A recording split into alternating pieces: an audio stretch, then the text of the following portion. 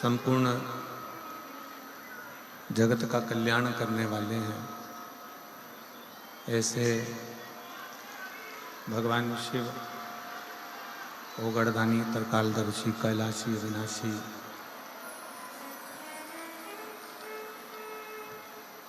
जिनकी पवित्र पावन बाहर की आवाज खोलो, बाहर की पब्लिक की।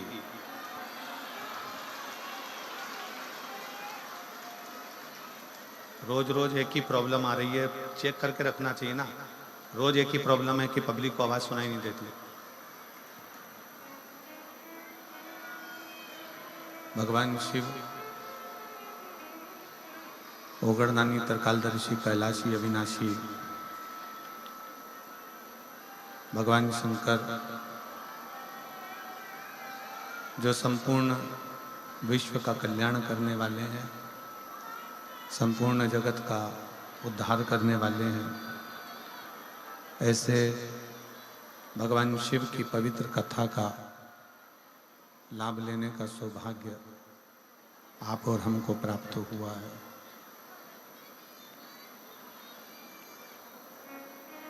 शिवालय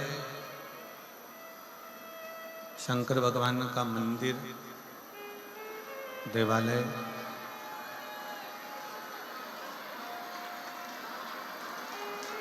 भगवान शिव की चौखट, भगवान शंकर का मंदिर, देवालय, शिवालय, ये हमें एक अलग ऊर्जा प्रदान करते हैं। जहाँ पहुंचकर हम अपने मन की बात भगवान शिव से, भगवान शंकर से कहते हैं। दुनिया की दृष्टि में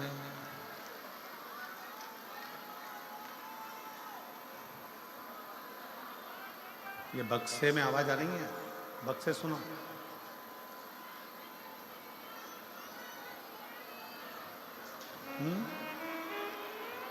बक्से बंद पड़े हैं, बक्से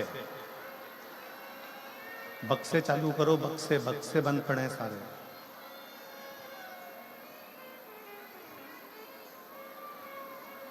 भगवान शिव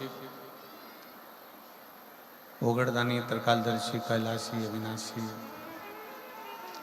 शिव तत्व को जानने वाले भगवान शंकर की कथा कहती है कि किसी भी शिवालय में, किसी भी देवालय में जब आप कोई आस और विश्वास के साथ में जाते हैं,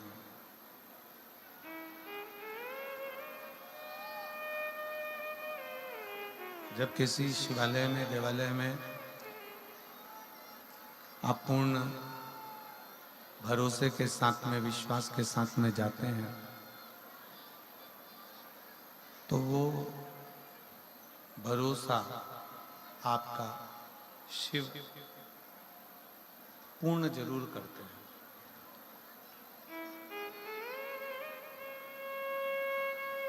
शिव महापुराण की कथा कहती है, भगवान शंकर का चरित्र कहता है, शिव तत्व कहता है कि शिव मंदिर में केवल एक लोटा जल ही नहीं जाता,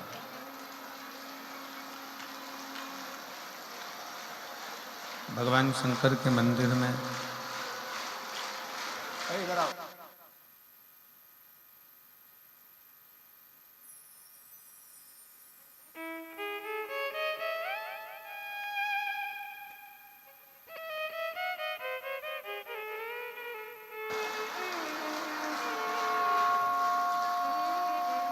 भगवान शिव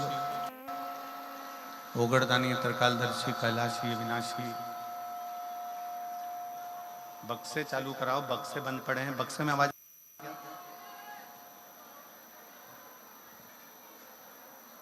बक्सों में आवाज नहीं आ रही, बक्से चालू करो ना। भगवान शिव जो संपूर्ण विश्व का कल्याण करने वाले हैं, संपूर्ण जगत का उद्धार करने वाले हैं, ऐसे देवाधिदेव महादेव भगवान शंकर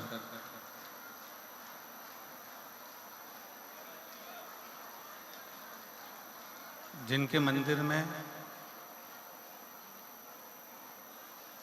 केवल एक लोटा जल लेकर भी अगर हम पहुंचते हैं, जिनके शिवालय में मात्र एक लोटा जल लेकर भी अगर हम भगवान को चढ़ाने के लिए जा रहे हैं, तो भगवान शिव, भगवान शंकर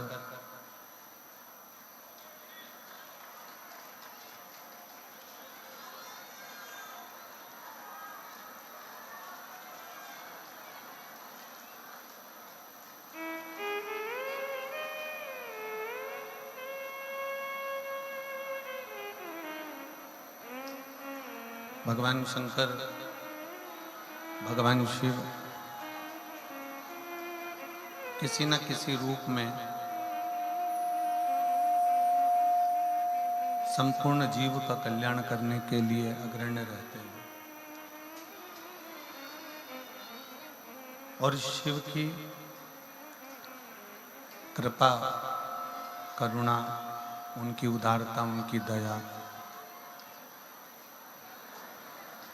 जब हम एक क्षण के लिए भी भगवान शंकर के मंदिर में जा रहे होते हैं, भगवान शिव के मंदिर में पहुंच रहे होते हैं, भगवान शंकर के मंदिर में एक विश्वास के साथ में, एक भरोसे के साथ में जा रहे होते हैं, तब भगवान शिव करुणा करते जरूर है। और तेरी कृपा बिना ना हिले एक भी अणु, लेते हैं श्वास तेरी कृपा से तनु तनु। बखान क्या करूं राखों के ढेर का, चपटी भभूत में खजाना कुबेर का। हे गंगाधार मुक्ति द्वार ओंकार तू, भोले ओंकार तू, आयुष शरण तेरा शंभो तार तार तू। बखान क्या करूं मैं राखों के ढेर का, चपटी भभूत में खजाना कुबेर का। हे गंगाधार मुक्ति द्वार ओंकार तू, भोले ओंकार तू, आयो शरण तेरा शंभो तार तार तू। जब हम किसी न किसी रूप में भगवान शिव की शरणागति ग्रहण करते हैं, शंकर भगवान के मंदिर में भगवान शंकर की चरणों में जब हम पहुंचते हैं और कुछ भी ना कहें, केवल एक लोटा जल लेकर शंकर भगवान के मंदिर तक पहुंचे, केवल एक लोटा जल लेकर शिवालय तक पहुंचे, और उस शिवालय में जाकर आप कुछ भी ना कहेंगे तो भी आपके एक लोटा जल से, आपके दिए हुए एक लोटा जल से भगवान शंकर ये समझ जाते हैं कि इस जीव को चाहिए क्या और क्यों आया है, क्या चाहता है। आप कुछ दें ना दें, भगवान शंकर की कथा, भगवान शंकर का चरित्र, शिव महापुराण शिव की शरणागति करना बताते हैं।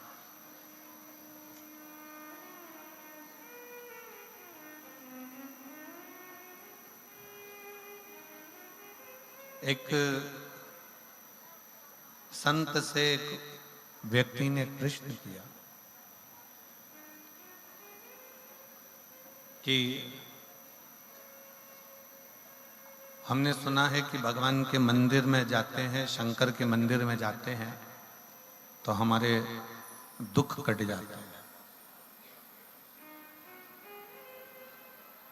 शिव के मंदिर में जाएंगे तो हमारे दुख कट जाएंगे, हमारे तकलीफें, हमारे कष्ट मिट जाएंगे, समाप्त हो जाएंगे।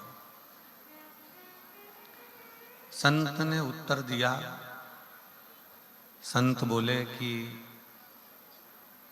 केवल मंदिर में जाने से ही दुख नहीं कटेंगे, आपने जिस दिन मंदिर में जाने का विचार अपने दिल में लेकर आ गए उस दिन से ही तेरे दुख कटना प्रारंभ हो।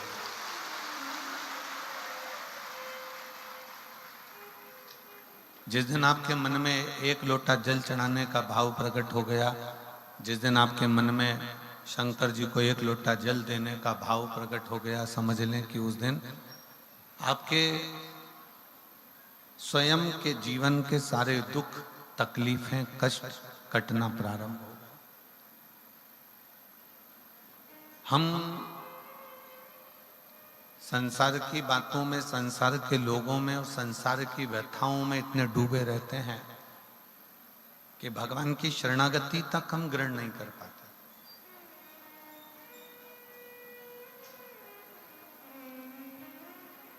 केवल तन जा रहा है मंदिर, पर मन नहीं पहुंच पा रहा। कई लोग ऐसे भी हैं जो रोज मंदिर जाते हैं, रोज शिवालय जाते हैं, शंकर के मंदिर जाते हैं, तो भी बाद में कहते हैं कि गुरुजी भगवान ने तो हमारी सुनी ही नहीं, शिव जी ने तो हमारी सुनी ही नहीं। उसका कारण केवल एक है, उसका कारण है कि आपका तन तो मंदिर तक जा रहा है, शरीर तो मंदिर तक जा रहा है, पर आपका मन मंदिर तक नहीं पहुंच पा रहा, शंकर तक नहीं पहुंच पा रहा।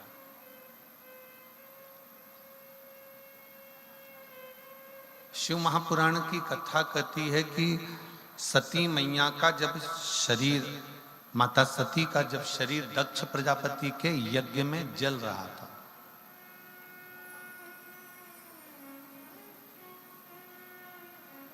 माता सती का शरीर जब दक्ष प्रजापति के यज्ञ में भस्म हो रहा था,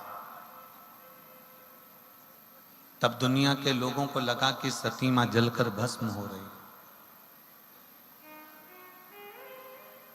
तब दुनिया के लोगों को लगा कि माता सती जल रही हैं, भस्म हो रही हैं, माता सती का शरीर जल रहा है, सती भस्म हो रही हैं। पर शिव महापुराण की कथा कहती है कि ये जो बाहर की खोल है सती जी के शरीर का, जो एक कक्ष बना हुआ है, ये शरीर जल रहा था, पर सती ने अपने मन को भगवान शंकर की शरणागति में छोड़ दिया था, तो वो मन सती का पवित्र की पवित्र आनंद में बना।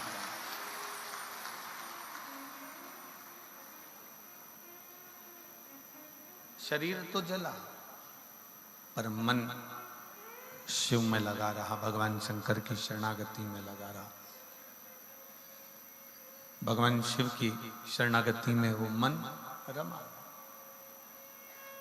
कई लोग हैं संसार में, हमारे बीच में वंडे बाबा पहुंचे हैं, एक बार जोरदार ताली बजाकर साधुवाद।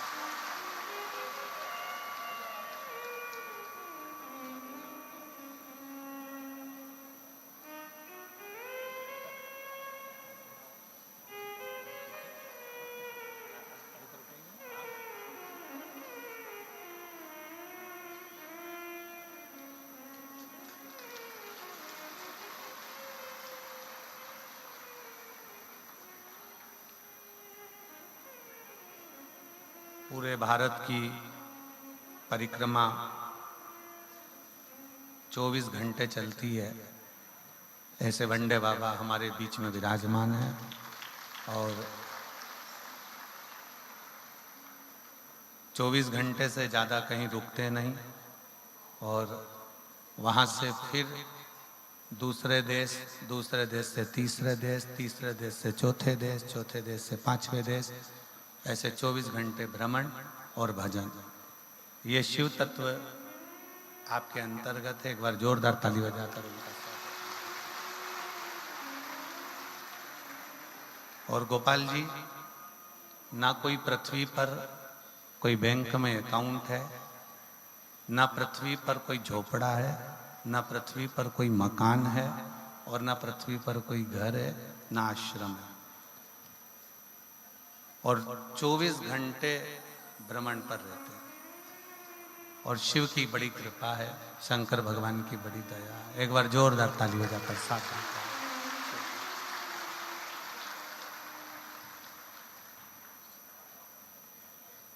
शिव कृपा से, भगवान शंकर की करुणा और उनकी उदारता,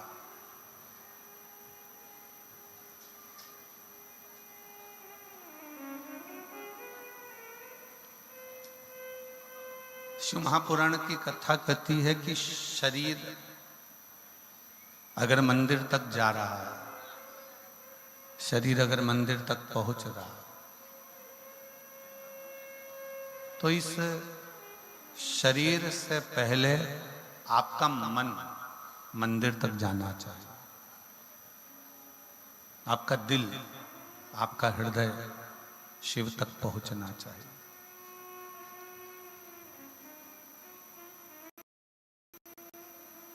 दुनिया में कई लोग ऐसे हैं कि वो मंदिर तो जा रहे हैं, शिवालय तक भी पहुंच रहे हैं, शंकर भगवान को एक लोटा जल भी समर्पित कर रहे हैं, शंकर भगवान का गुणगान भी कर रहे हैं, शिव तत्व को धारण भी कर रहे हैं, पर उनका चित्त, उनका मन मंदिर तक नहीं पहुंचता, शिव तक नहीं पहुंचता।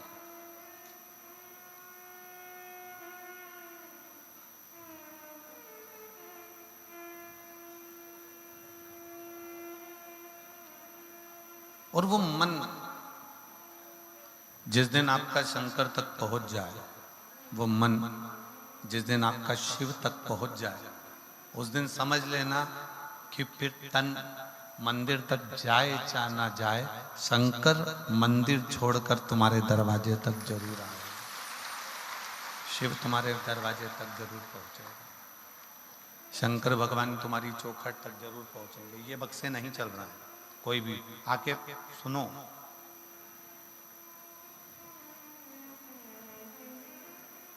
भगवान शिव, भगवान शंकर, भगवान ओगड़दानी, त्रिकालदर्शी, कैलाशी, अविनाशी शंकर फिर आपके दरवाजे तक जरूर आते हैं।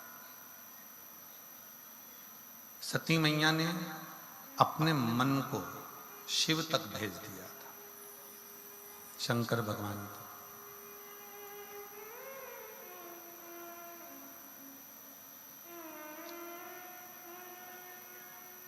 आप जितने लोग बाहर बैठकर कथा सुन रहे हैं, जितने लोग पंडालों में भरे पड़े हुए हैं,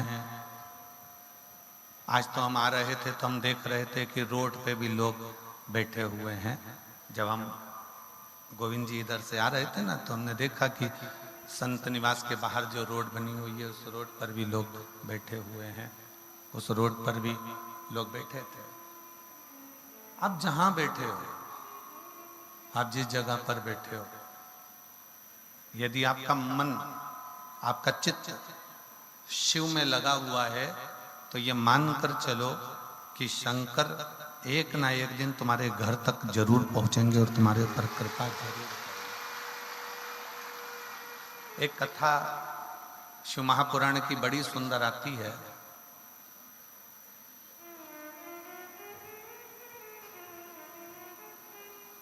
कि मनु शत्रुपा के दो पुत्र हुए, उत्तानपाद और प्रियव्रत।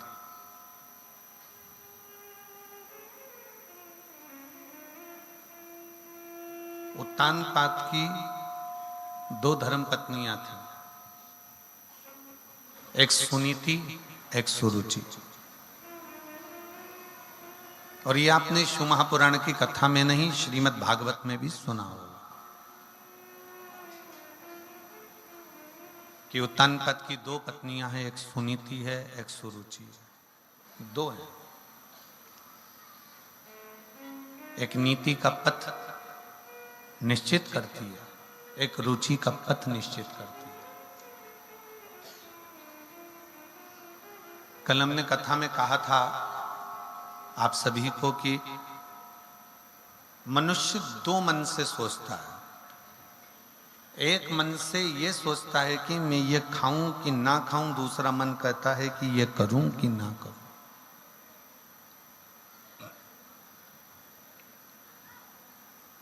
और प्रत्येक संसार के जो मानव हैं,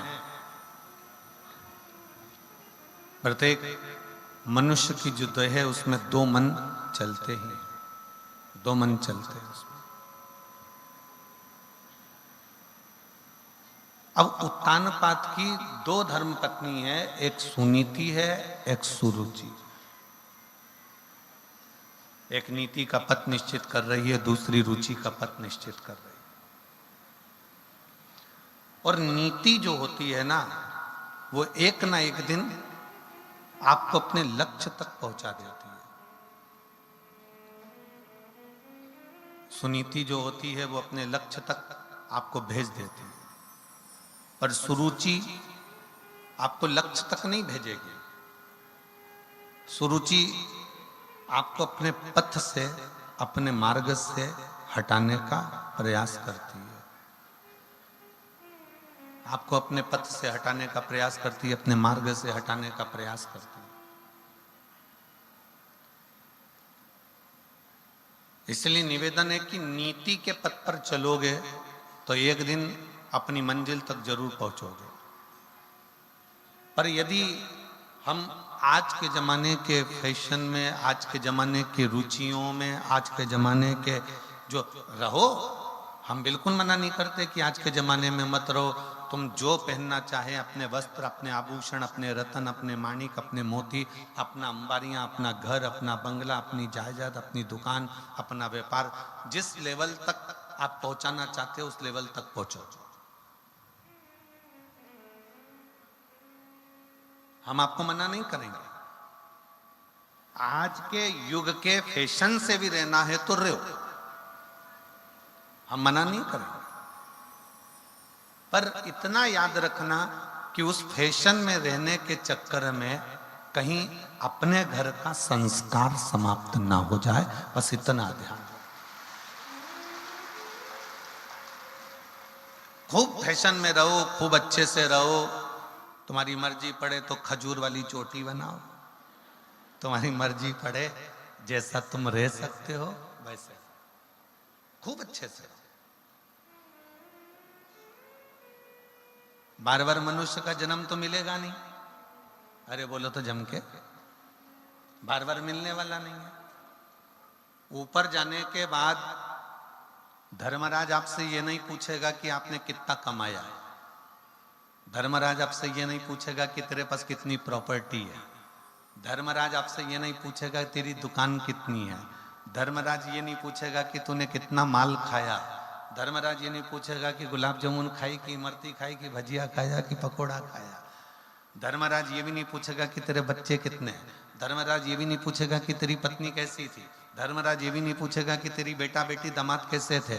धर्मराज तो ये पूछेगा कि तू पृथ्वी पर गया था, मृत्यु लोक में गया था, तुझे इतना अच्छा मनुष्य का शरीर दिया था, तूने एंजॉय करा कि नहीं करा। ये जरूर पूछेगा कि पृथ्वी पर जाने के बाद तू खुश रहा कि नहीं रहा।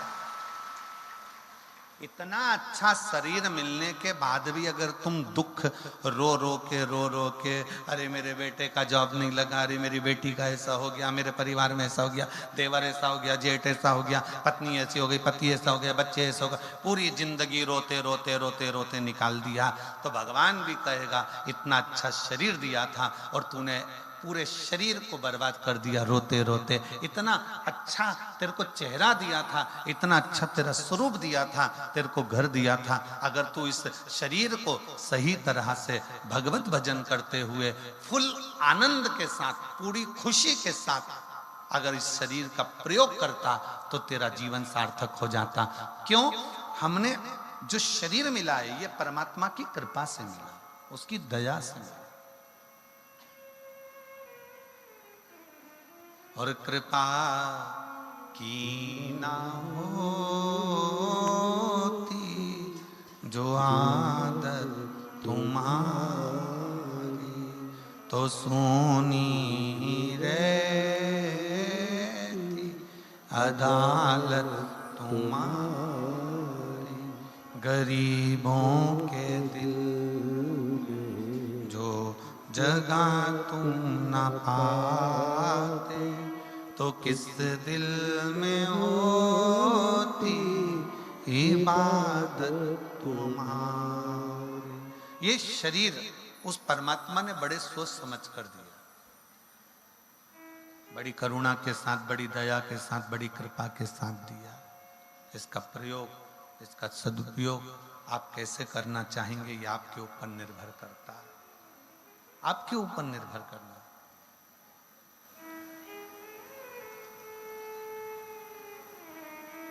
जिस समय पर कामदेव जलकर भस्म हुए थे, शंकर भगवान का तीसरा नेत्र खुला और उसमें से एक ज्योति निकली, एक प्रकाश निकला।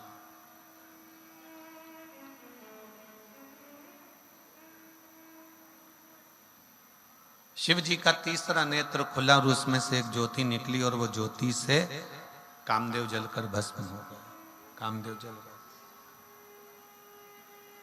कामदेव जलकर भस्म हो गए।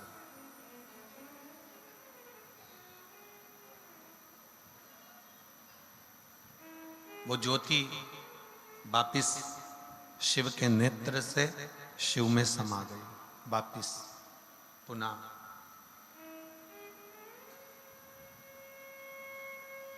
फिर एक बार मां जगतजननी जगदम्बा के साथ में माता पार्वती जी के साथ में जब मंगल विवाह भगवान शिव का हुआ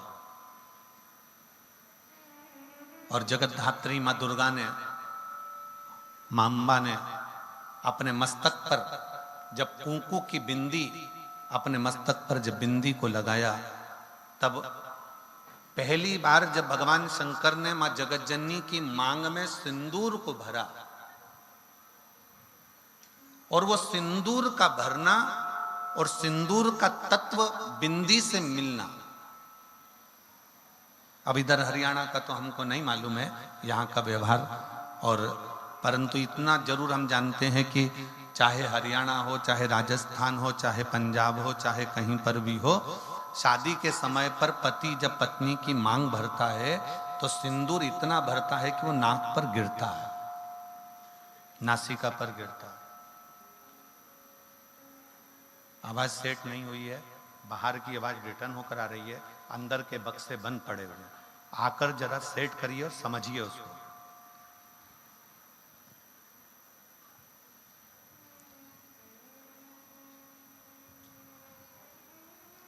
शिव तत्व कह रहा है, भगवान शंकर का चरित्र कह रहा है, शिव महापुराण की कथा कह रही है। बिंदी और मांग का सिंदूर, इन दोनों का मिलन हो रहा है, इन दोनों का मिलन हो रहा है, मांग के सिंदूर का और बिंदी का। अगर आपने देखा हो, यदि कोई बिहार साइड के अगर कोई हो तो उनके स्मरण में होगा कि बिहार की जो मेरी जीजियां हैं, बिहार की मेरी बेटियां, मेरी जीजियां, मेरी माताएं नासिका से महाराज जी सिंदूर भरना प्रारंभ करती हैं तो मांग के मध्य भाग तक सिंदूर भरती हैं। किसी ने देखा है? जम के तो बोलो जरा, देखा है आप लोगों ने? नासिका से सिंदूर भरना प्रारंभ करती हैं तो मध्य ये ब्रह्मांड तक सिंदूर को वो भरती है। अब आपके स्मरण में रहे तो भगवान शंकर ने कामदेव को भस्म किया, एक ज्योति से, एक प्रकाश से कामदेव जलकर